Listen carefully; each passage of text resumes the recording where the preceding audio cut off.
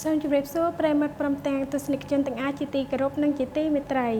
សូមស្វាគមន៍សាជាថ្មីមកកាន់កម្មវិធីការចេញលទ្ធផលឆ្នោតវិញសិចផ្លើសនេះជុំទី092នៅថ្ងៃទី20ខែមិថុនាឆ្នាំ2017នៅពេលល្ងាចចាដូច្នេះសូមកុំឲ្យខាតពេលវេលាយូរនឹងខ្ញុំក៏សូមអនុញ្ញាតចេញលទ្ធផលឆ្នោតតែម្ដង